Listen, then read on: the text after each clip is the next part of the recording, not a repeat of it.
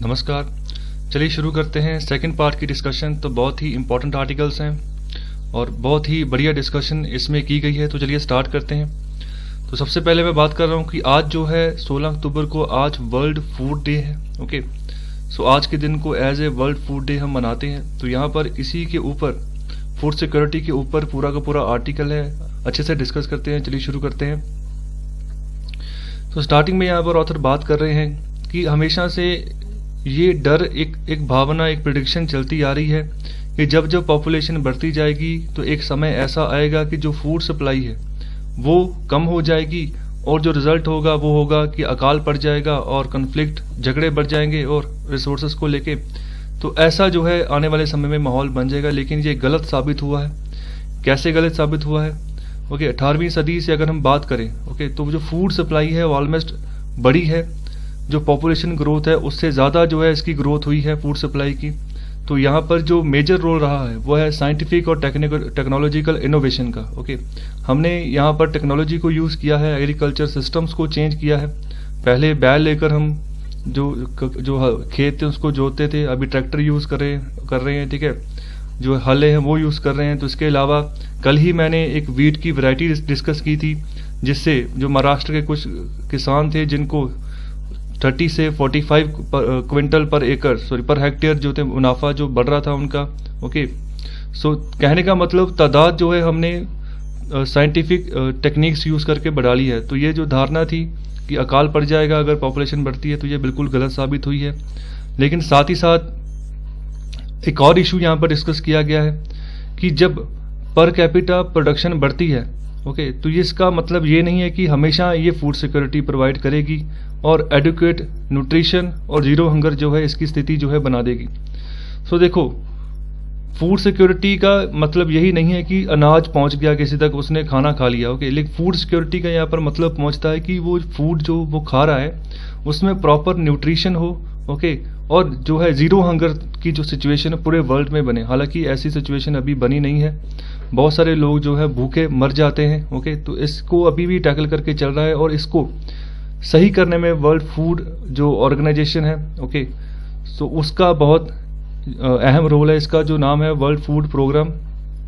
तो ये न्यूज़ में है, क्यों न्यूज़ में है इसका आंसर आप मुझे कमेंट बॉक्स में दें।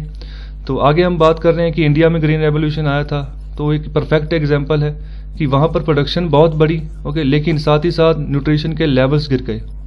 Over the last half century जो टोटल प्रोडक्शन थी फूड ग्रेन्स की वो बढ़ी है 5 गुना ज़्यादा। अगर हम कंपेयर करें 1950 से 51 तक, तो तब 51 मिलियन टन्स की प्रोडक्शन थी। अभी जो है 2018-19 का जो डाटा है 290 मिलियन टन्स प्रोडक्शन हो चुकी है। तो आप देख सकते हैं कितने बड़े पैमाने पर हमने जो है प्रोडक्शन ग्रेन्स की बढ़ा ली है, लेकिन जो उसमें न्यूट्रिशन लेवल है वो कम हो गया है, जो कि असल वजह होता है एनर्जी का। बच्चों के अंदर जो ग्रोथ करता है बच्चों की, तो बच्चों की जो सेहत है वो खराब हो रही है। ओके, तो बच्चे जो हैं शिकार हो रहे हैं माल न्यूट्रिशन के। तो इससे आने वाले समय में और प्रॉब्लम बढ़ सकती है अगर इसको टाइम पे हमने इसका कोई सोल्यूशन जो है नहीं निकाला।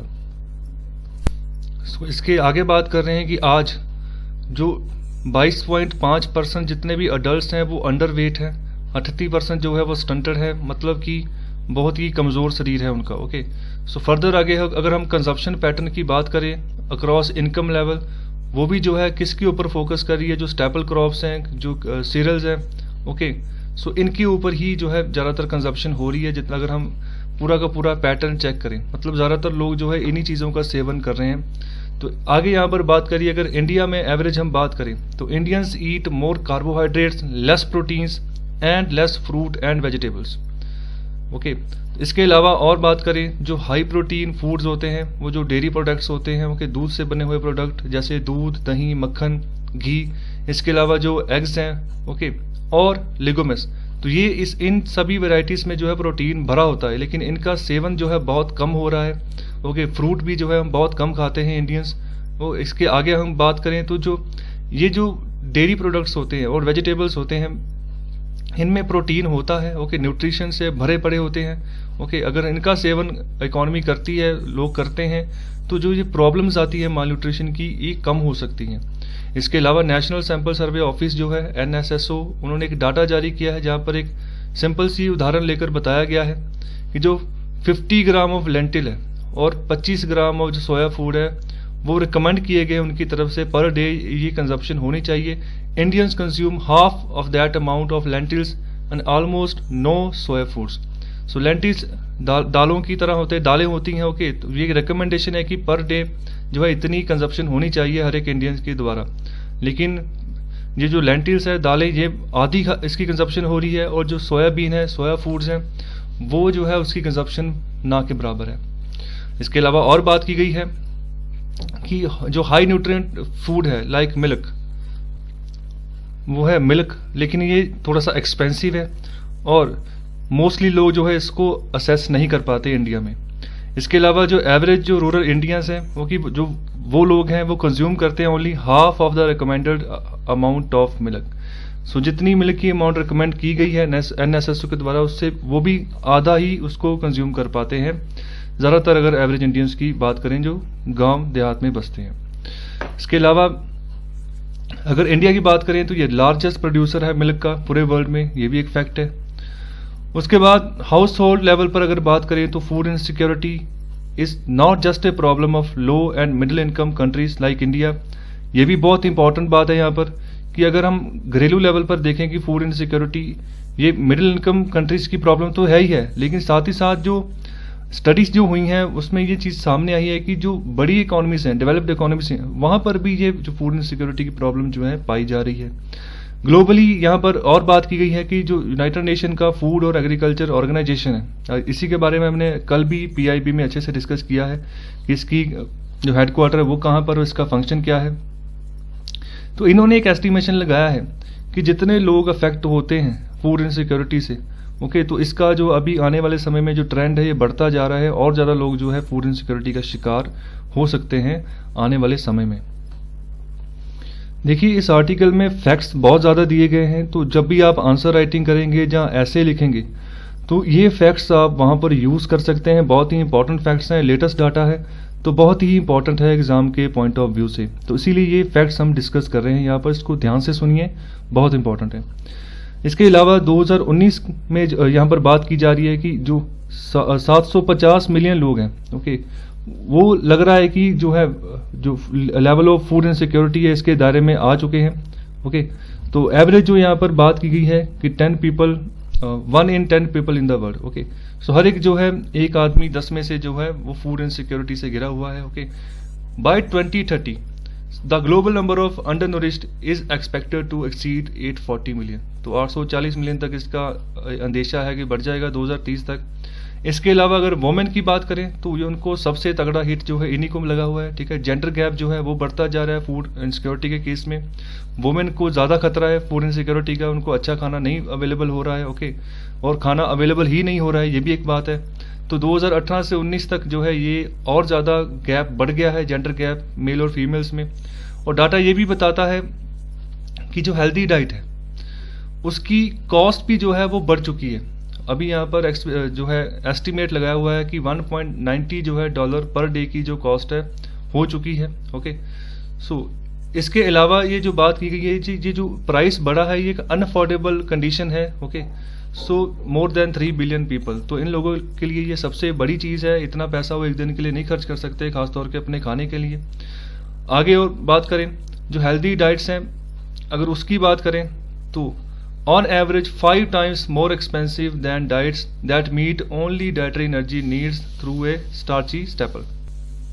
So 5 गुना ज़्यादा एक्सपेंसिव है जो हेल्दी डाइट है। तो क्या करे आम आदमी का अपना पेट ही बड़ी मुश्किल से भरता है, लेकिन वो भी अगर आज के दौर की बात करें तो अभी तो सिचुएशन और बिगड़ चुकी है। तो अभी तो जॉब भी नहीं है लोगों के पास, सो बहुत बुरी कंडीशन है। इसके साथ प्रॉब्लम्स चैलेंजेस भी वर्ल्ड के सामने बहुत हैं। तो पूरी दुनिया को इकट्ठे होकर काम करना होगा यहाँ पर। ऐसा नहीं है कि एक मुल्क काम करता जाए दूसरा जो है इन चीज़ों के ऊपर फोकस ही ना करे, तो तब भी बात नहीं बनेगी।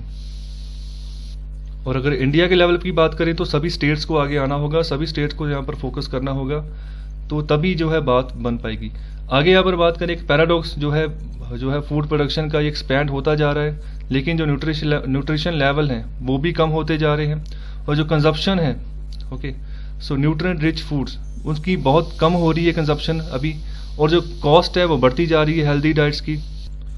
तो अभी जो पॉलिसी मेकर्स हैं उनको अभी इनके ऊपर, इन सभी सिचुएशन के ऊपर री एग्जामिन करना होगा अर्जेंटली, कैसे इस सिचुएशन को ठीक किया जाए, कैसे मार्केट में जो है अच्छी फूड की सप्लाई हो, न्यूट्रिशन रिच डाइट जो है आम लोगों तक जो है अवेलेबल हो सके। आगे यहाँ पर बात की गई जो फूड सिस्टम है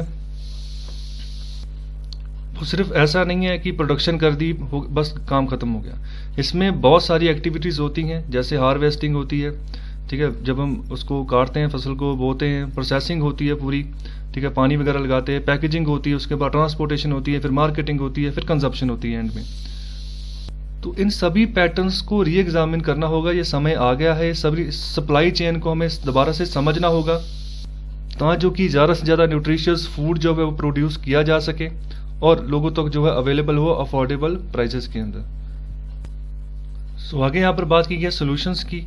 ये वेरी कर सकते हैं कंट्री टू कंट्री, लेकिन कॉमन स्ट्रेटेजीज जो है इंक्लूड करके चल सकते हैं। अगर न्यूट्रिशन को जो है बढ़ाना है फूड डाइट में, हेल्दी डाइट में, तो क्या करेंगे, क्या सोल्यूशन हो सकते हैं। तो यहाँ पर सीधे सीधे बात की गई कि जो अप्रोच हम अपनाते हैं एग्रीकल्चर में, वहाँ पर जो डिफरेंट अप्रोचेस हैं उनमें हमें चेंज लाना होगा। जैसे कि जब भी हम फसल बीजते हैं, उगाते हैं, वहाँ पर जो इन्वेस्टमेंट होती है उसको हम कम से कम रखें, जो इन्वेस्टमेंट उसको कट करें। ओके, तो क्या होगा, जो बीज मिलता है उसकी जो प्राइस होती है वो सस्ता जो है उसको अवेलेबल हो फार्मर को, तभी वो उसको जो प्रोडक्शन है वो सस्ती पड़ेगी। इसके अलावा जो प्रॉब्लम आती है वो है स्टोरेज की। उसके बाद जो ट्रांसपोर्ट है वहाँ पर खर्चा होता है, स्टोरेज के ऊपर खर्चा होता है, डिस्ट्रीब्यूशन के ऊपर भी खर्चा होता है, जब मार्केटिंग होती है फूड की वहाँ पर भी खर्चा होता है। तो इस तरह से ये सभी खर्चे कम करने होंगे। इसके साथ साथ ही जो फूड लॉस हो जाता है, ओके, जैसे फसल जो खराब होगी, ठीक है, लेकिन जो गिरी है फसल, ठीक है, उसको भी अगर सही टाइम पे अगर उठा लिया जाए तो वो किसी के मुंह में जा सकती है।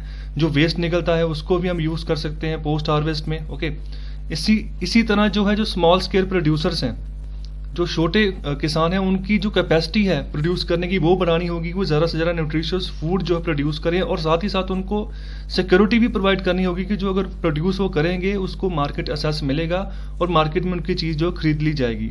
ऐसा ना हो कि बेचारे उगा कर बैठ जाए, फिर बाद में उनको उनका प्राइस ही ना मिले, बिके ही ना, तो फिर वहाँ पर जो है ये भी चीज़ हमें जो है देख के चलनी है। उसके बाद प्रायोरिटी कहाँ पर रखनी है, जो बच्चों का न्यूट्रिशन लेवल है उसको एज ए कैटेगरी हमें जो है मानकर चलना है। आगे ज़रूरत इसी की है कि बच्चों का न्यूट्रिशन लेवल आगे बढ़े, इसको प्रायोरिटी देनी है। और साथ ही साथ जो न्यूट्रिशन जो है उसको नेशनल सोशल प्रोटेक्शन सिस्टम में भी हमें लॉन्च करना है, आगे बढ़ के जो है इसको फोकस करके काम करके चलना है। साथ ही साथ एक बिहेवियर चेंज भी लाना है हमारे अपनी पॉपुलेशन में, उनको समझाना है कि हेल्दी डाइट का क्या जो है मायने है, उसका क्या फ़ायदा आपको होगा, आपके बच्चों को होगा। तो उसके लिए कैंप लगाने पड़ेंगे स्कूल्स में। अगर बच्चे पढ़ रहे हैं तो टीचर्स को जो है गाइड करना पड़ेगा कि बच्चों को बोलें, सिखाएं। ओके, जब पेरेंट टीचर्स मीटिंग होती है तब इन चीज़ों का जिक्र हो। इसके अलावा जैसे भी जिस तरीके से इंफॉर्मेशन बांटी जाए उसका जैसे भी सोर्स यूज़ करके, चाहे सोशल मीडिया, मतलब जो जानकारी है, जो बिहेवियरल चेंज है वो लाने की ज़रूरत है। आगे जो बात की गई है कि जो सस्टेनेबल डेवलपमेंट गोल्स हैं, कल भी मैंने इसके बारे में डिस्कस किया था, 2030 तक का टारगेट है, 17 डिफरेंट गोल्स हैं।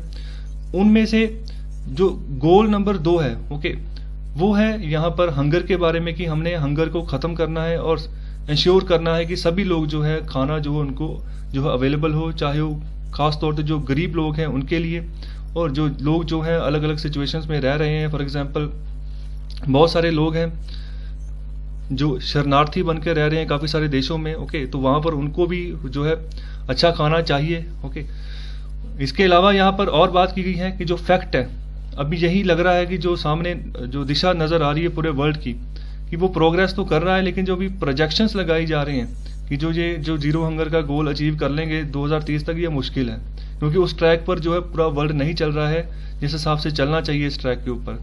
और लास्ट में यहाँ पर एस्टिमेट्स लगाया गया है कि जो आने वाले समय में 9.7% of the global population, close to 750 million people, were expose to severe level of food insecurity in 2019। So 2019 की यहाँ पर बात की गई है कि एस्टिमेशन यही है कि 9.7% तक ग्लोबल पॉपुलेशन जो कि 750 मिलियन पीपल बनते हैं फूड इनसिक्योरिटी के शिकार हो जाएंगे। उसके अलावा कोविड-19 का पता ही है, इसने तो और सिचुएशन ख़राब कर दी है, तो आने वाले समय में हो सकता है कि 750 से ज़्यादा जो है ये नंबर चला जाए। ओके, तो ये कोऑर्डिनेटेड एफर्ट चाहिए, फूड सिस्टम को अच्छा करना होगा, न्यूट्रिशन बेस्ड जो है हमें अपना फूड जो प्रोडक्शन सिस्टम है उसको बढ़ाना होगा, समय की ज़रूरत यही है, और कोशिश करनी होगी टाइम बाउंड जो है रह के उसी में जो है हम हमारे जो गोल हैं उनको अचीव करें। तो ये था पूरा आर्टिकल, बहुत इंपॉर्टेंट आर्टिकल था। तो थोड़ा सा मैंने फास्ट इसको डिस्कस किया है कि जल्दी से जल्दी डिस्कस हो। मैं कोशिश कर रहा हूँ कि जल्दी से जल्दी और सही मायने में जो है डिस्कशन जो है इसको आगे बढ़ाया जाए। तो ये था पूरा आर्टिकल। चलिए अभी नेक्स्ट आर्टिकल डिस्कस करते हैं।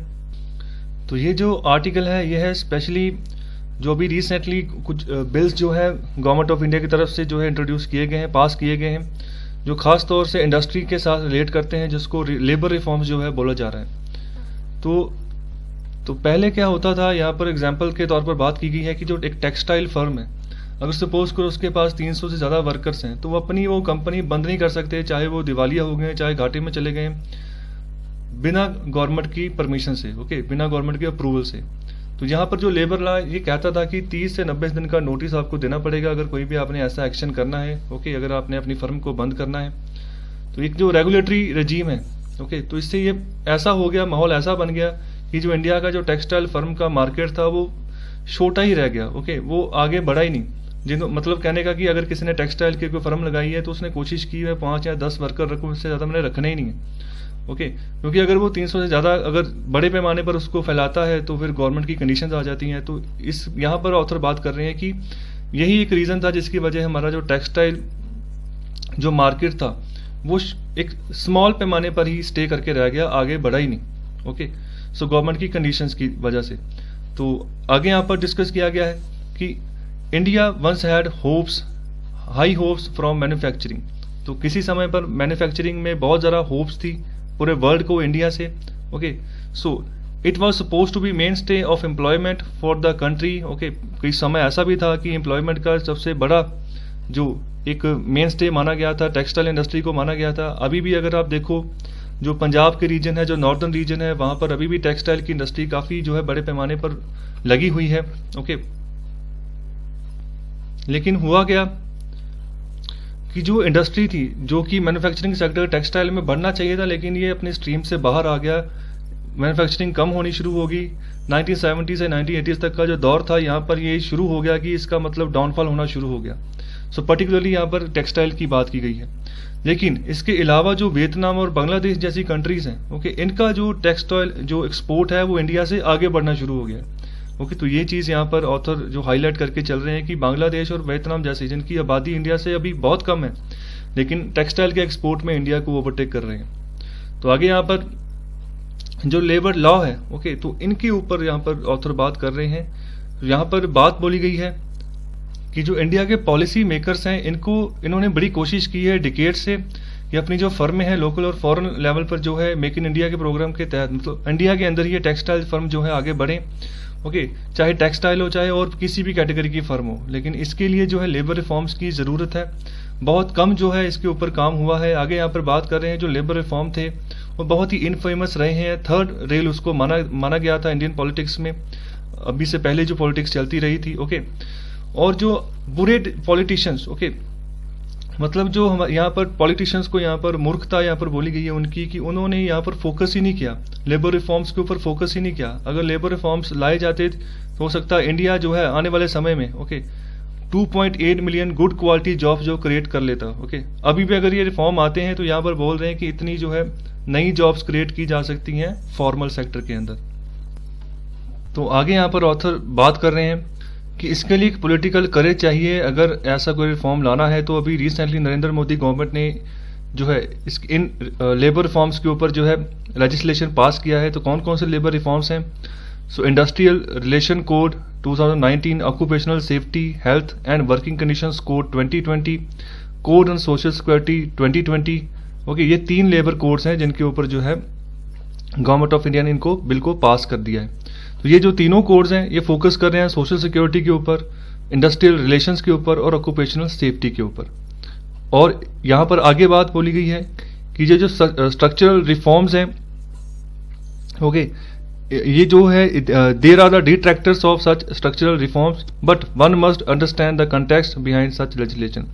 तो अभी शुरुआत है, अभी देखो अभी ये जो नए लॉ आए हैं इसका क्या इम्पैक्ट होगा, क्या क्या गवर्नमेंट ने चेंजेस किए हैं, इनके ऊपर थोड़ा सा हम नज़र मारते हैं। तो यहाँ पर बात की गई है। तो अभी तक क्या हो रहा था कि जो इन्वेस्टर था वो जब इन्वेस्ट करता था खासतौर पे मैन्युफैक्चरिंग सेक्टर में, तो बहुत बार सोचता था, बहुत सारी उसके सामने इश्यूज आते थे खासतौर पे लेबर लॉस को लेकर। लेबर लॉस कैसे तंग करते थे एक इन्वेस्टर को, इसके ऊपर यहाँ पर बात की गई है। फॉर एग्जाम्पल जैसे किसी एम्प्लॉय ने, ओके सपोज करो किसी एम्प्लॉयर ने एम्प्लॉयज़ की अपनी जनसंख्या, एम्प्लॉयज़ की गिनती बढ़ा दी है, 6 से 7 कर दी है, ओके। तो तब उस केस में क्या होता था, ट्रेड यूनियंस एक्ट 1926 वहाँ पर एप्लीकेबल हो जाता था, ओके। वहाँ पर एक फैसिलिटी मिल जाती थी किनको, जो वर्कर्स थे, क्या कि वो कोई एक यूनियन बना के जो है वहाँ पर काम कर सकते हैं। अब देखो, अगर वर्कर्स यूनियन बनाते हैं तो नेचुरली अपनी डिमांडें रखेंगे, स्ट्राइक्स करेंगे, तो फिर जो काम, जिस काम के लिए उन वर्कर्स को एम्प्लॉय किया गया उसके ऊपर इम्पैक्ट पड़ेगा, ओके। और हो सकता है जो एम्प्लॉयर है उसको नुकसान उठाना पड़े। तो इन चीज़ों से भी जो एम्प्लॉयर है बचकर चलना चाहते हैं, तो ये वर्कर्स यूनियन जो है ये इसका एक्ट लग जाता है, ट्रेड यूनियन एक्ट 1926 के तहत। अगर 6 से 7 जो है जो नंबर है बढ़ जाते हैं एम्प्लॉयज़ के। इसके अलावा अगर 7 से 10 हो जाते हैं तो फैक्ट्रीज अमेंडमेंट एक्ट 1987 वो लग जाता है, ओके। इसके अलावा बात कर रहे हैं इंडस्ट्रियल डिस्प्यूट एक्ट 1947 की, ये भी ऑपरेशनल हो जाता है कब, जब जो नंबर ऑफ एम्प्लॉयज़ हैं 100 से ज़्यादा हो जाते हैं। तो इसमें क्या होता है कि अगर 100 से ज़्यादा एम्प्लॉयज़ हो जाते हैं तो इस केस में कोई भी एंटरप्राइज, कोई भी एम्प्लॉयर अपने एम्प्लॉय को जो है जॉब से नहीं निकाल सकता बिना गवर्नमेंट की परमिशन से। तो चाहे वो जो एंटरप्राइज है बैंकरप्टी क्यों ना हो गया हो, दिवालिया ही क्यों ना हो गया हो, तब भी उसको जो है अपने एम्प्लॉयज़ को रखना पड़ेगा, ओके। तो रिसेंटली जैसे मैंने एग्जांपल लेता हूँ, जैसे पार्ले बिस्किट बनाता है, तो 2019 में 10,000 वर्कर उन्होंने निकाले हैं, ओके। तो उनके पास कितने ज़्यादा वर्कर है, 100 से ऊपर है, मतलब इसका मतलब इंडस्ट्रियल डिस्प्यूट एक्ट 1947 वहाँ पर जो है एप्लीकेबल है। फिर भी उन्होंने निकाले हैं तो गवर्नमेंट से परमिशन मिली है, तभी वो उनको निकाल पाए हैं, ओके। तो इन सभी चीज़ों से लेबर रिफॉर्म्स की इसलिए बोला गया कि लेबर रिफॉर्म्स की ज़रूरत थी, ताकि कि इन्वेस्टर जो है इन्वेस्ट करने से पहले सोचे, फिर कहे कि हाँ ये जगह बढ़िया है, इंडिया में इन्वेस्ट करो। यहाँ पर लेबर लॉ जो है ना वो इन्वेस्टर के फेवर में है, ओके, एम्प्लॉयर के फेवर में। तो देखो ये फेवर तो हो गया एम्प्लॉयर का यहाँ पर, लेकिन यहाँ पर एक नेगेटिव सेक्शन भी निकल कर आता है कि जिनको आप निकाल रहे हो, ओके, तो उनकी तो जॉब सिक्योरिटी चलेगी ना। तो जो सपोज करो अगर तो वो इंसान मैरिड है, ओके, तो उसकी जो है फैमिली चल रही है उस कंपनी में एम्प्लॉय होकर, तो अगर उसको आप निकाल रहे हो, ठीक है, तो उसकी पूरी फैमिली आप जो है उसको बर्बाद करने की कोशिश कर रहे हो, ठीक है। जॉब्स वैसे ही नहीं है, अगर किसी को मिली हुई जॉब वो भी आप जो है छीन कर आप उसको हटा रहे हो, बेशक चाहे बैंकरप्ट नहीं भी हुआ है कोई एंटरप्राइज, तब भी ऐसी चीज़ें हो रही हैं इकोनॉमी में, तो तब वो कहाँ जाएगा। तो यहाँ पर जो जॉब सिक्योरिटी है वो खत्म हो जाएगी। तो एक तरफ हम बात कर रहे हैं कि जॉब्स हम क्रिएट करेंगे और एक तरफ जॉब सिक्योरिटी भी प्रोवाइड नहीं कर रहे, ओके। हमने जॉब सिक्योरिटी सिर्फ एक पर्टिकुलर पब्लिक सेक्टर तक ही उसको लिमिटेड करके रख दिया है कि गवर्नमेंट सेक्टर में जो आएगा वहीं पर जॉब सिक्योरिटी होगी, जो कि मेरे ख्याल से गलत है, ओके। तो लेकिन दूसरी ओर देखें तो इन्वेस्टर को अगर हमने बुलाना है तो उसके लिए लेबर रिफॉर्म्स को जो है इन्वेस्टर को छूट देनी पड़ेगी, क्योंकि अभी जो टाइम है ये सिचुएशन ऐसी है कि इन्वेस्टर चाहिए, ज़्यादा से ज़्यादा पैसा चाहिए इंडियन इकोनॉमी में, लिक्विडिटी में सर्कुलेट हो। तो इसलिए यहाँ पर जो लेबर रिफॉर्म्स लाए गए हैं तो यहाँ पर जॉब सिक्योरिटी का कोई ख्याल नहीं रखा जाएगा, क्योंकि प्रायोरिटी यहाँ पर ये है कि पहले इन्वेस्टमेंट तो बढ़े, ओके, डिमांड तो बढ़े, डिमांड बढ़ेगी तो जॉब भी आने वाले टाइम पे बढ़ जाएगी। तो प्रायोरिटी के हिसाब से हम काम करते हैं, यहाँ पर ये क्वेश्चन बनता है, ओके। आगे यहाँ पर बात की गई है कि जो ऐसे लेबर मार्केट है, ओके, तो जो ऐसे जो लॉ है सिर्फ स्मॉल सेक्शन को यहाँ पर कवर करके चल रहे हैं लेबर मार्केट की। इसके अलावा जो इंडस्ट्रियल डिस्प्यूट एक्ट है वो 2.6 जो है इंडस्ट्रियल एम्प्लॉयमेंट जो है, ठीक है, उसको जो है कवर करके चल रहा है। इसके बाद यहाँ पर बात की गई है industrial employment standing order act 1946, ये 1.3 जो है % इसको कवर करके चल रहा है। और साथ ही साथ जो शॉप्स एंड एस्टेब्लिशमेंट्स एक्ट है वो जो है सिर्फ 1.7 जो है इसकी मार्केट जो है कवर करके चल रहा है। तो बहुत ही अभी स्मॉल सेक्शन जो है लेबर मार्केट का कवर हुआ है। तो अभी जो 3 नए लेजिस्लेशंस आए हैं यहाँ पर क्या किया गया है, जो अभी सितंबर में पार्लियामेंट ने पास किए हैं। तो सबसे पहले जो न्यू इंडस्ट्रियल रिलेशन कोड है 2020, सो इसने अलाउ कर दिया है कंपनीज को कि अगर उनके पास 300 से ज़्यादा वर्कर्स हैं, ओके, तो अपने वर्कर्स को वो कभी भी निकाल सकते हैं बिना गवर्नमेंट के अप्रूवल के। तो इससे उनको एक फ्लेक्सिबिलिटी मिल गई है एम्प्लॉयर को, जब वो अपने मन से चाहे निकाल सकते हैं वर्कर्स को और जब चाहे रख सकते हैं। इसके अलावा जो ये लॉ है कंसोलिडेट करता है 3 laws associated with dispute management, collective bargaining while making provisions for establishing a reskilling fund with the employer contributing 15 days salary for a retrenched employee. Okay, strikes now require 14-day prior notice while a detailed process of recognized unions is laid out. So unions को recognise करना है या नहीं करना worker की, अभी ये इसके ऊपर काम चल रहा है। इसके अलावा अगर स्ट्राइक्स करनी है तो उसके लिए 14 दिनों की प्रायर नोटिस देना पड़ेगा। ओके, और आगे यहाँ पर बात की गई है कि ये जो लॉ अभी पास किया गया है न्यू इंडस्ट्रियल रिलेशन कोड, इसके साथ ही जो है और 3 लॉ एसोसिएट करके चलते हैं जहाँ पर डिस्प्यूट को मैनेजमेंट करना है। ओके, कलेक्टिव बार्गेनिंग मतलब कैसे बार्गेनिंग करके चलना है वर्कर्स के साथ, और एक प्रोविजन बताई गई है यहाँ पर रीस्किलिंग फंड की। ओके, तो जहाँ पर जो है एम्प्लॉय जो है एम्प्लॉय की 15 दिनों की सैलरी को जो है यहाँ पर कंट्रीब्यूट करेगा। ओके, वो जो रीस्किलिंग फंड है और उसका फायदा जो है एम्प्लॉय को जो है दिया जाएगा। आगे यहाँ पर बात की गई है in step with the workers. Okay, so workers की जो है वर्कर्स के ऊपर फोकस करने के लिए उनका जो है कंडीशंस को सुधारने के लिए जो कोड लाया गया है वो है occupational safety health and working conditions code 2019।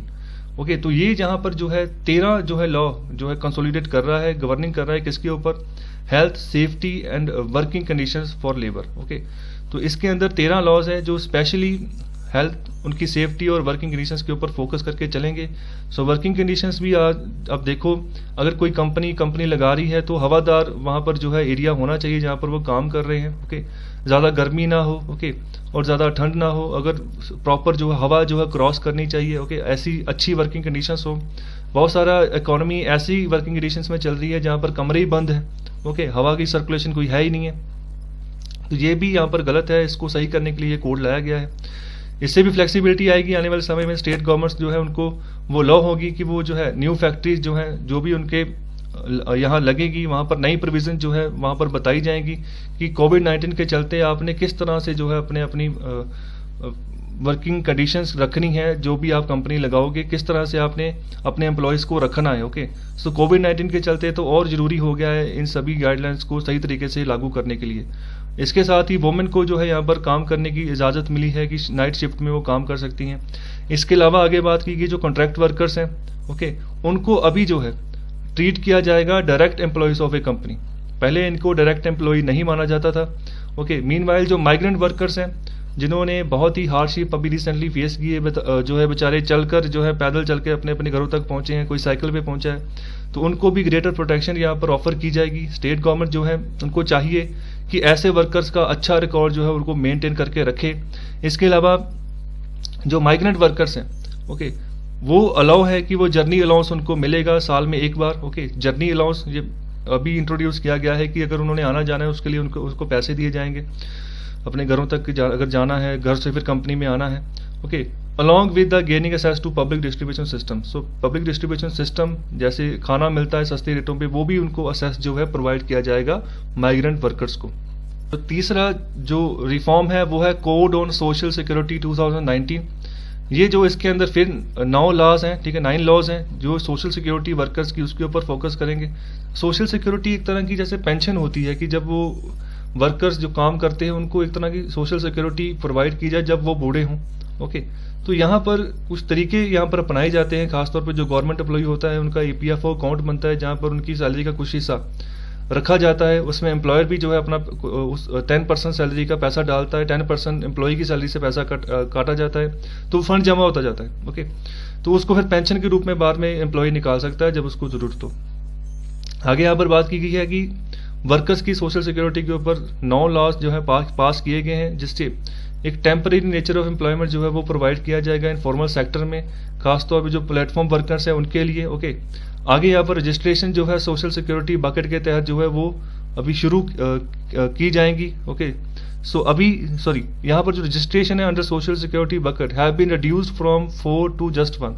So registration को यहाँ कम करने की बात की गई है, 4 से 1 तक लाने की यहाँ पर बात की गई है। So one must also look at the larger context. After over decades of halting reforms, India has passed key structural reforms in a quick succession in labor, agriculture and education. तो यहाँ पर सीधे सीधे ऑथर बात कर रहे हैं कि बहुत लंबे समय से जो थे एक रोक लगी हुई थी रिफॉर्म्स के ऊपर, रिफॉर्म्स जो है नहीं लाए जा रहे थे नए, तो अभी इंडिया ने एक के बाद एक रिफॉर्म जो है बड़ी जल्दी से जो है एक के बाद एक रिफॉर्म इंट्रोड्यूस किए हैं, लेबर में, एग्रीकल्चर में, तो एजुकेशन में। तो एजुकेशन में जैसे नेशनल न्यू एजुकेशन पॉलिसी आई थी। ओके, उसके बाद एग्रीकल्चर के अभी फार्म बिल्स आए हैं नए, अभी लेबर के लॉज आ गए। आगे यहाँ पर बात बोली गई है कि in each of this responded to a situation that had endangered poverty in this countries. तो सभी जो लॉज हैं यही चीज़ बता रहे हैं कि पॉवर्टी जो है कंट्री की, उसको, उस सिचुएशन को जो है कैसे टैकल करना है। आगे बात की गई है handicapping both labour and capital. This set of reforms among others marks the start of another seminal era of big bang structural reform. So इससे एक नया एरा शुरू हो गया, जैसे आने वाले समय में और रिफॉर्म्स लाए जाएंगे जब जरूरत पड़ेगी। सो ये जो रिफॉर्म्स लाए गए हैं इंडियन एंटरप्रेन्योर्स, ओके, जो इंडियन कंपनीज हैं, इंडियन एम्प्लॉयर्स हैं जो नौकरी देते हैं, ओके, उनको फ्री करेगी कि अपने हिसाब से वो जो है फर्म लगाएं, ओके, आज़ादी एक तरह की उनको मिलेगी। सो जिस तरह से भी कॉम्प्लाइंसेस होती हैं, लॉज होते हैं, उनको इफेक्टिवली जो है क्रिएट किया जाएगा। सो आगे डिकेड्स के लिए यहाँ पर बात की गई है कि we have preferred an economic system that delivers under employment while promising a wholesome paternalistic state for once India is getting its act together for economic take off। So India जो है अभी इकोनॉमिक टेक ऑफ मतलब आगे बढ़ेगा economy को लेकर, क्योंकि economy यहाँ पर बात की जा रही है कि ग्रो करेगी आने वाले समय में। अंडर एम्प्लॉयमेंट जो उसको जो है ख़त्म करने की यहाँ पर बात की गई है। सो यहाँ पर मुझे आपने कमेंट बॉक्स में बताना है कि अंडर एम्प्लॉयमेंट क्या होता है, फुल एम्प्लॉयमेंट क्या होता है, इन दोनों में क्या फ़र्क होता है। ओके, तो ये आप मुझे इसका आंसर बताइए कमेंट बॉक्स में। तो ये था पूरा आर्टिकल माइग्रेंट वर्कर्स के बारे में, लेबर के बारे में, उनकी वर्किंग कंडीशंस के बारे में, सेफ्टी के बारे में। जो नए लॉस लाए गए हैं उनका नाम आपको पता होना चाहिए और उनका क्या फंक्शन है ये आपको पता होना चाहिए। तो ये था सारा आर्टिकल। आई होप आपको अच्छे से समझ आया है। सो मुझे कृपया कमेंट बॉक्स में आप ज़रूर टाइप करके बताएं कि आपको लेक्चर कैसा लगा। ओके, अगर अच्छा लगा है तो लाइक करें, शेयर करें और ज़्यादा से ज़्यादा सब्सक्राइब करें। ओके, और कोई भी आपको डाउट है किसी भी तरह का और कोई भी अगर नए चेंजेस लेकर आने हैं तो मैं कोशिश करूंगा, धीरे धीरे मैं चेंजेस लेकर आऊंगा। जैसे यहाँ पर अभी वोकैबुलरी की बात की गई थी, ओके, एक बच्चे द्वारा, तो वोकैबुलरी की जो वर्ड्स हैं वो भी मैं यहाँ पर इंट्रोड्यूस करूंगा, लेकिन अभी थोड़ा सा टाइम लगेगा। ओके, सो बहुत बहुत धन्यवाद आपका लेक्चर सुनने के लिए, शुक्रिया।